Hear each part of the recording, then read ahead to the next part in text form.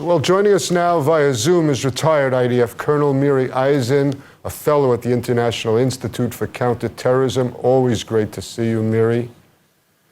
Hi, Steve. Let me start with Iran briefly. We're going to head into a third round. Apparently, this is going to be experts holding talks about the actual details of the agreement.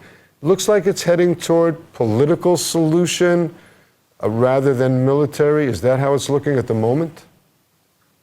At the moment, it's looking like they're talking, and Steve, that's already in itself something, not that's surprising, but it's different from what we had before. But you just mentioned the details, and I think all of us understand the devil is in the details. Who gets to come and say what exactly is their nuclear capability? Where are all the different sites? How is it going to be taken apart? Who supervises? Who takes it apart? The only example we have similar sort of to this is when Libya agreed to take apart what there was their budding nuclear capabilities. So it's really that devil in the details. That's just the beginning of negotiations.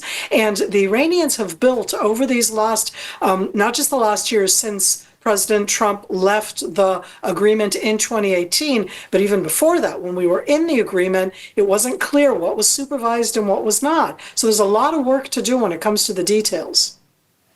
Miri, I have a hard time reporting certain kind of stories. There was one like that today. Finance Minister Smotrich commented that returning the hostages is not the most important thing.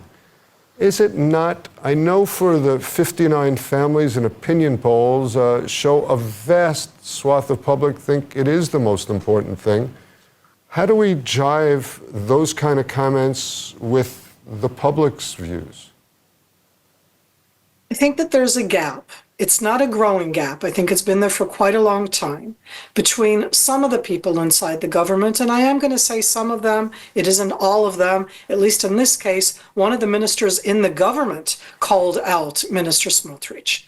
A gap is something that we can be aware of. Steve, you and I have been through this, and here we are, a year and a half, almost a year and 7 months into this specific war, into the over 565 days that these hostages have been held by the Hamas in the Gaza Strip. And I want to say, I think that getting all of the hostages back is the most important thing. I also think that trying as much as possible to destroy as much as Hamas as we can, because nobody else is going to do it, and all of us want to avoid another October 7th, is important. Personally, to me, it's more important to get the hostages back. I think that's more important for the state of Israel. But I can understand, even if I don't agree, an opinion, and it's an opinion, that says that it's not the most important thing. I completely disagree with that. But as I said, I know that at the end it is very important to destroy Hamas capabilities. Miri, I want to ask you about a story that I wrote today, and I didn't believe it even as I was writing it. It was a report about Hamas reportedly willing to give up governance and hand over their weapons to be stored away in closets for a rainy day. A spin? Or is Hamas really contemplating a change that potentially, at least, could bring an end of the war and, in effect, Hamas surrender? So when you wrote that, one of the things that we have to look at is who is saying that.